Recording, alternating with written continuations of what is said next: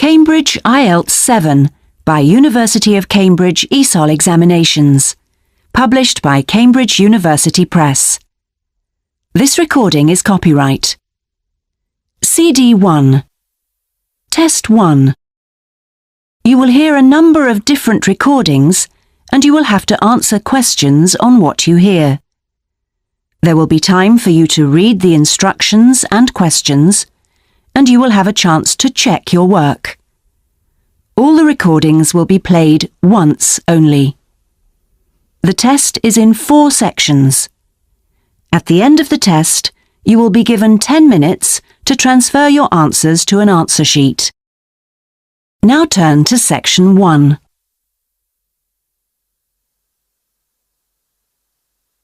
Section 1. You will hear a telephone conversation between a passenger and an official at the Land Transport Information Service at Toronto Airport. First, you have some time to look at questions 1 to 5.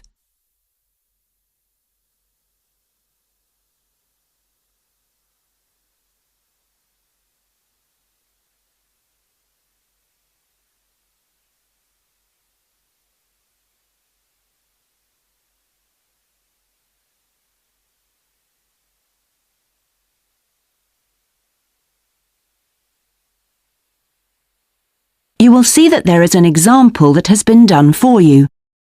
On this occasion only, the conversation relating to this will be played first.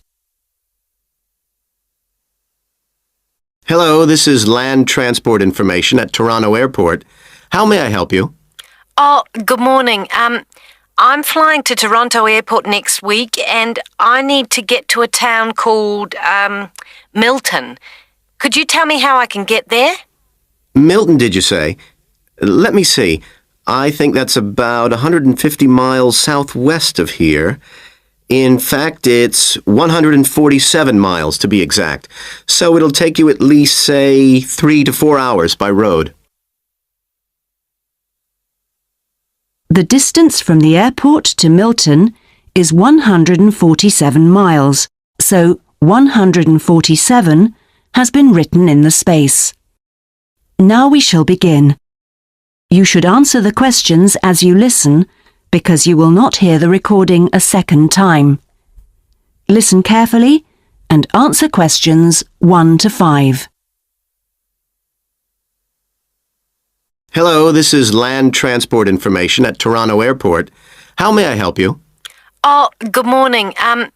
I'm flying to Toronto Airport next week and I need to get to a town called, Milton. Could you tell me how I can get there? Milton, did you say? Let me see. I think that's about 150 miles southwest of here. In fact, it's 147 miles to be exact. So it'll take you at least, say, 3 to 4 hours by road. Wow, is it as far as that? Yes, I'm afraid so. But you have a number of options to get you there, and you can always rent a car right here at the airport, of course.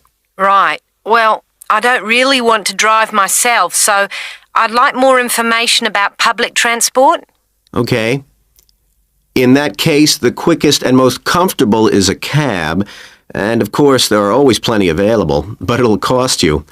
You can also take a Greyhound bus, or there's an airport shuttle service to Milton. I think for that kind of distance a cab would be way beyond my budget.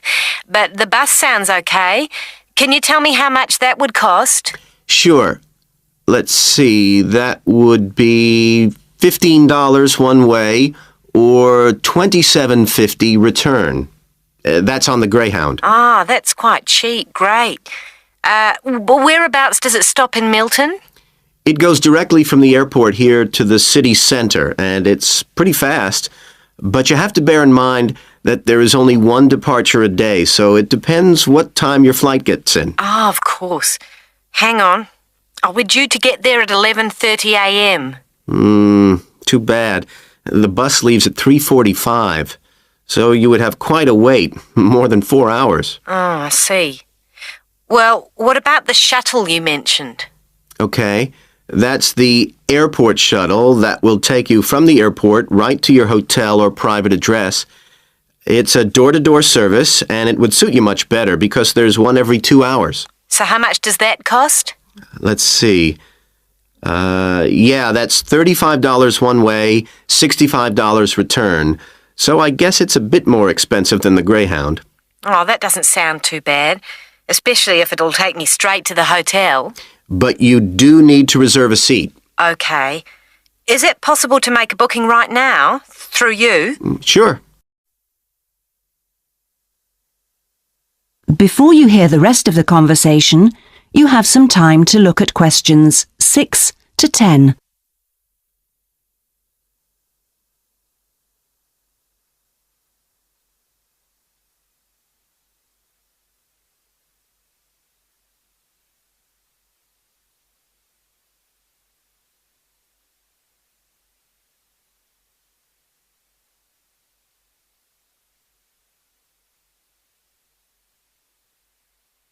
Now listen and answer questions 6 to 10. Okay, I just have to fill this form out for you. So, what date do you want to book this for? The 16th of October. Oh, no. Sorry, that's my departure date. I arrive on the 17th, so book it for them, please. So that's the Toronto Airport shuttle to Milton. And this is for just one person, or? Yeah, just me, please. Right. And you said your expected time of arrival was 11:30? So if I book your shuttle for after 12, let's say 12:30, that should give you plenty of time to, collect your baggage, maybe grab a coffee. Yeah, that sounds fine, as long as we land on time. Well, we'll take your flight details, so you don't need to worry too much about that. Now, what about the fare? What sort of ticket do you want? One way or? Yeah, that'll be fine, provided I can book the return trip once I'm there. No problem. Just allow a couple of days in advance to make sure you get a seat. And what is your name, please? Janet Thompson. Is that Thompson spelled with a P? No, it's Thomson. Okay. And you'll be coming from the UK? What flight will you be traveling on? It's Air Canada flight number AC936 from London Heathrow. Right. Now, do you know where you'll be staying? We need to give the driver an address. Yes, it's called the Vacation Motel, and I think it's near the town centre. Anyway, the address is 24 Kitchener Street. That's Kitchener Street. That's fine. Right, so that's $35 to pay, please. Have you got your credit card number there? Yes, it's a Visa card, and the number is 3303 8450 2045 6837. Okay. Well, that seems to be everything. Have a good trip, and we'll see you in Toronto next week. Yes, bye. Oh, thanks for your help. That is the end of section 1. You now have half a minute to check your answers.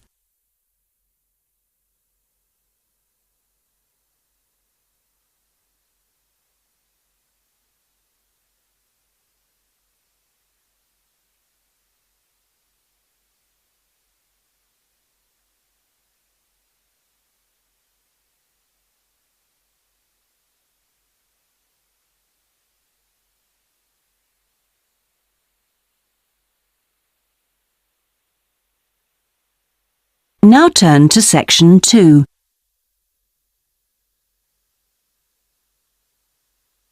Section 2. You will hear a representative from a holiday company called PS Camping giving a talk about the holidays the company organises. First, you have some time to look at questions 11 to 16.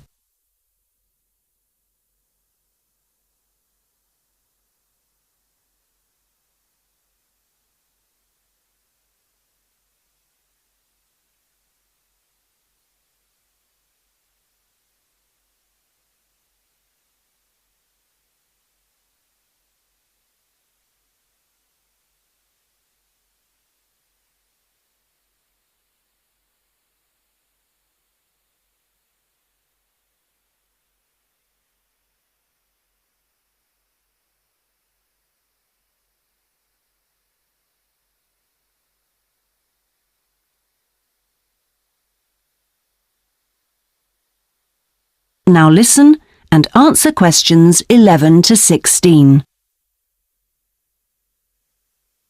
Thank you all for coming to my talk this evening. It's nice to see so many people in the audience.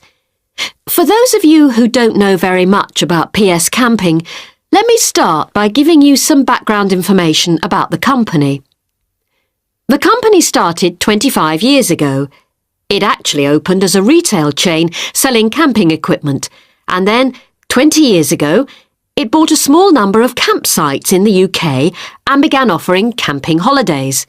The company grew rapidly and has been providing holidays in continental Europe for the last 15 years. If you book a camping holiday with us, you'll have a choice of over 300 sites. In Italy, we now have some 64 sites that we either own or have exclusive use of. France is where we have the majority of sites, and we currently have a project to expand into Switzerland. We also have a number of sites in northern Spain, particularly in the mountainous region of Picos de Europa. We've upgraded all these Spanish sites and improved them considerably from their original 3-star rating. We believe our holidays offer superb facilities for the whole family. Parents who want their children to be fully occupied for all or part of the day can take advantage of our children's activities. These are organised by our well-qualified and enthusiastic staff. Each day kicks off with a sports match, perhaps football or volleyball, followed by an hour of drama for everyone. This may include singing or dancing, mime or other activities. In the afternoon, there's a different art activity for each day of the week, including a poster competition or model making. What's more, our sites are truly child-friendly, and with this in mind, we operate a no-noise rule in the evenings. Children's evening activities usually finish at 9:30 or occasionally 10, and from 10:30, holidaymakers are expected to be quiet in the areas where there are tents. We want nothing to go wrong on a PS Camping holiday, but if it does, we also want all our customers to be insured. If you haven't organised an annual insurance policy of your own, you'll need to take out the low-cost cover we offer, and we require that you arrange this when you make your holiday reservation. There are many advantages to choosing PS Camping and to recommending it to others. As a regular customer, you'll be kept informed of special offers, and your friends can benefit from 10% off their holiday, or book a luxury tent for the price of a standard one. In return, we'll send you a thank you present, which you can choose from a list of high-quality items. Before you hear the rest of the talk, you have some time to look at questions 17 to 20.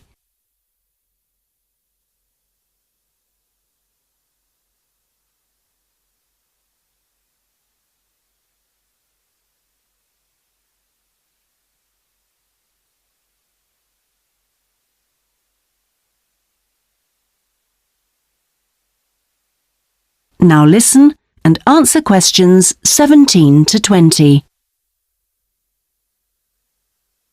When it comes to our tents, these are equipped to the highest standard. We really do think of every essential detail, from an oven and cooking rings fuelled by bottled gas to mirrors in the bedroom areas. If you don't want to cook indoors, you can borrow a barbecue if you ask in advance for one to be made available.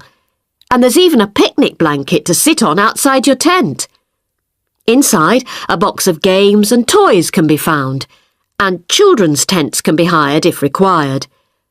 All tents have a fridge, and if you want to spend the day on the beach, for example, ask for a specially designed PS Camping cool box, which will keep your food and drinks chilled.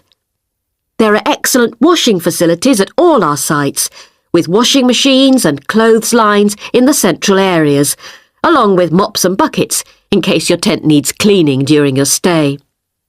All sites have a cafe and/or a shop for those who'd rather eat in than dine at a local restaurant. That is the end of section 2.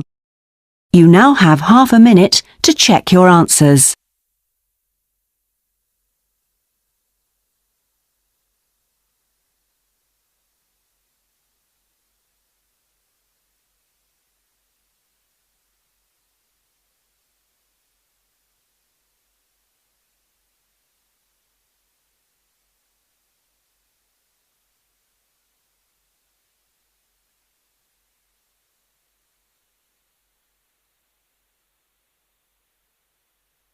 Now turn to section 3.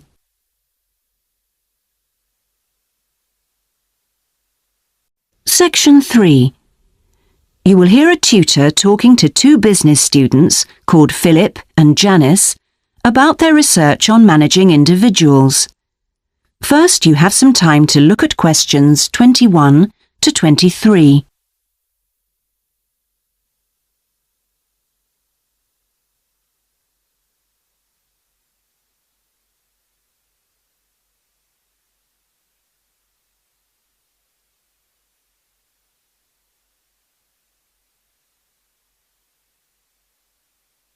Now listen carefully and answer questions 21 to 23. Well, you've both been looking at different styles of managing individuals in companies and the workplace. How's the research going, Philip? Well, I've been looking at why individualism, individual differences, are such an important area of management studies. When you think about any organisation, be it a family business or a multinational company, they're all fundamentally a group of people working together. But it's what these individuals contribute to their places of work that makes you realise how important they are. Of course, they bring different ideas, but it's also their attitudes and their experiences of learning.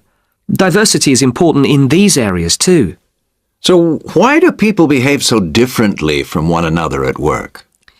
There are lots of reasons, but research has shown that a lot of it comes down to personality. And the other factor is gender. It's a well-known fact that men and women do lots of things in different ways, and the workplace is no different.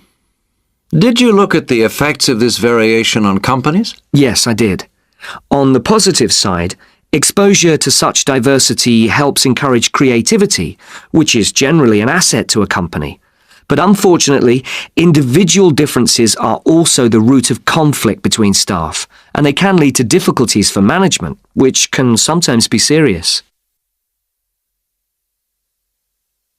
Before you hear the rest of the conversation, you have some time to look at questions 24 to 30.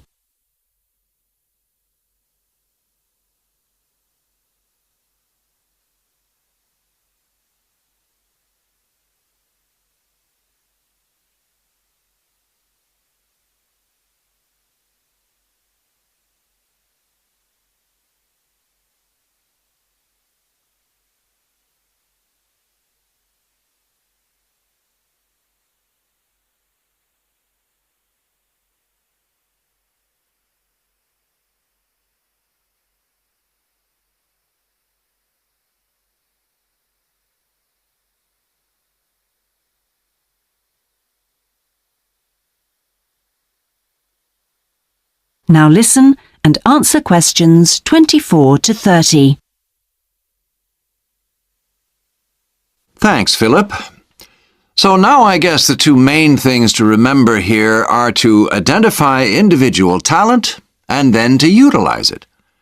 So, Janice, you were looking at identifying different talents in workers. Do you think this is easy for managers to do? Well, currently, teamwork is in fashion in the workplace, and in my opinion, the importance of the individual is generally neglected. What managers should be targeting is those employees who can take the lead in a situation and are not afraid to accept the idea of responsibility. That's true, Janice, but unfortunately, many managers think the entire notion of encouraging individuality amongst their staff is far too hard. Yes, that may be true, but I think one of the most important tasks of managers is to consider the needs of the individual on one hand and group cooperation and conformity on the other. It requires creative thinking on the part of management to avoid tension. So, Janice, what kind of people do you think companies should be looking for? Well, it has to start from the very beginning, when companies are looking for new employees. When the personnel department is choosing between applicants, they need to look for someone who's broken the mould and can think for themselves. Instead, people making these decisions often use a range of psychological tests to see if a person is a problem solver or will do as they're told. I'm not convinced these qualities are actually the most important. So, do you think being a good team player is overrated? No, it's not overrated. You do need to learn the rules and learn them fast. No individual can get around this if you're working in an organisation. So how should managers deal with this? Rewards. When an individual demonstrates the behaviour the organisation expects, some kind of incentive can be given. What's important here is that this happens right at the beginning, so new recruits learn the rules of the system immediately. Also, the incentive should be something the individual actually wants, and this isn't always just money. To come back to you, Philip, you were saying that recognition of good performers is essential. Now, what else should managers be looking for? Well, managing people means you not only have an understanding of your employees, but you also recognise the culture of the organisation. In fact, for some organisations, creativity and individuality may be the last thing they want to see during working hours. Very true. Yes, but managing people isn't as easy as it looks. For example, change in the workplace can be quite tricky, especially if there's a need to increase profit. And at times like these, managers may have to give priority to profit rather than individual staff needs. Yes, and that creates difficult situations for people. Yes, but what's important is that managers are able to deal with quite high levels of personal stress. During times of change, they should be thinking not only about the strain on their staff, but take time out to think of themselves. Absolutely. So, what are the implications of that? That is the end of section 3. You now have half a minute to check your answers.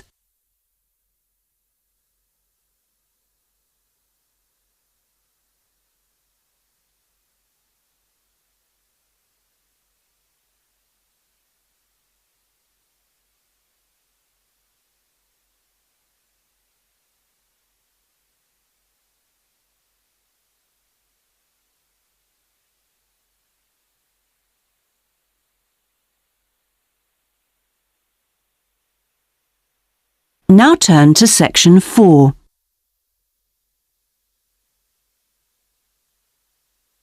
Section 4.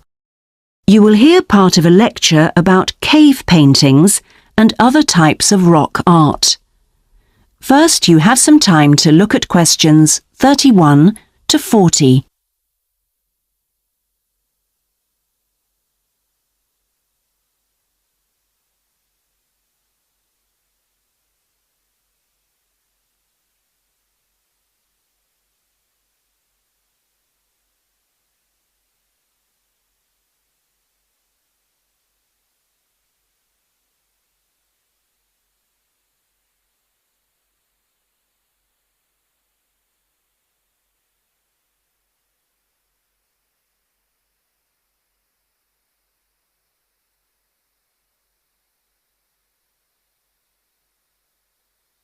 Now listen carefully and answer questions 31 to 40.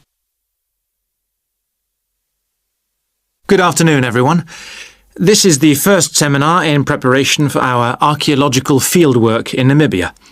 We are fantastically lucky to have received partial research funding for this trip from our institute, so I shall expect 200% attention and participation from you all. First, in this seminar, I'm going to give a brief introduction to contemporary research on rock art. And in the second part, I'm going to give you some do's and don'ts for our fieldwork trip in April. So please listen very carefully. I'm first going to focus on the interpretation of rock art in Namibia. We are very fortunate to be going to an area where you can find some of the most important sites in the entire world. And I hope to show you how easy it is for everyone to make mistakes in looking at cultures which are different from our own, the first and most important lesson we have to learn. In Namibia, there are both paintings and engravings. That's where the surface of the rock is cut out. Many of the engravings show footprints of animals, and most scholars used to think that the purpose of these was simple and obvious. This rock art was like a school book with pictures to teach children about tracks, which track belonged to which animal, giraffe, lion, and so on. But there were some mysteries. First, when you look at a typical Namibian painting or engraving, you see the tracks are repeated. There are dozens of tracks for the same animal. Well, you'd expect just one clear illustration if the aim was to teach tracking.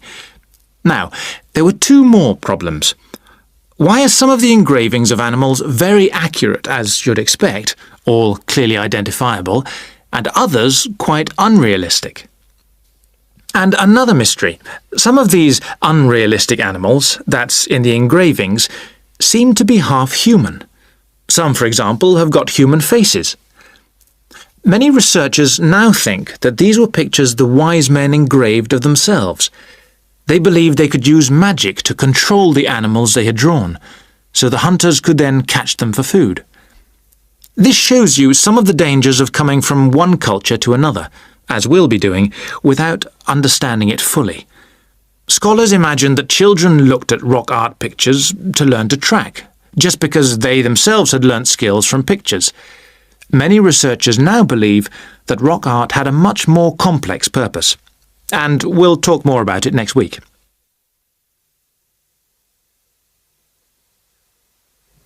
Now, before I invite you to join in a discussion in this second part of the seminar, I'd like to make some very important points about our fieldwork, and in fact any field trip to look at rock art. We're going to a number of sites, and we won't always be together. The single largest problem faced by people who manage the sites is, yes, I'm sure you've guessed, damage caused by visitors, even though it's usually unintentional.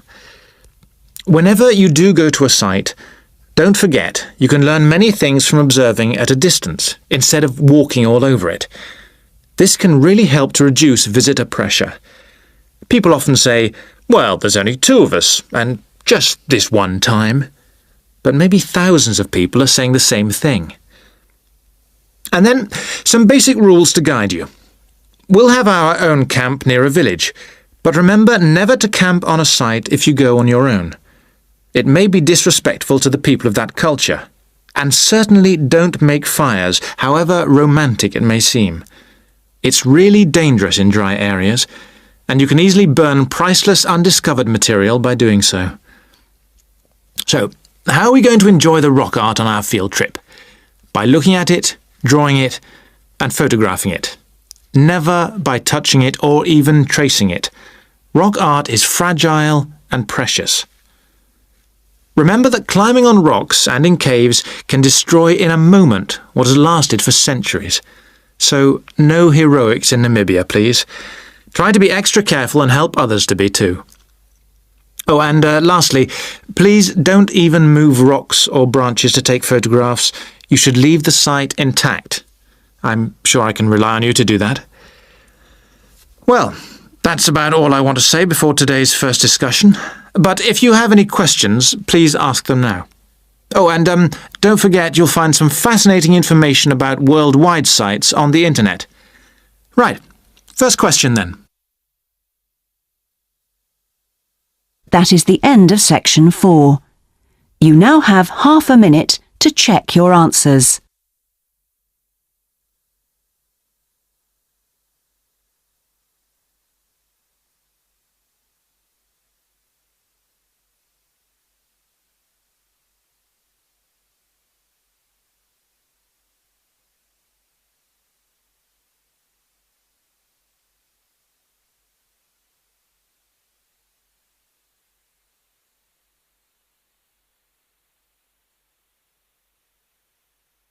That is the end of the listening test. In the IELTS test, you would now have 10 minutes to to transfer your answers to the listening answer sheet.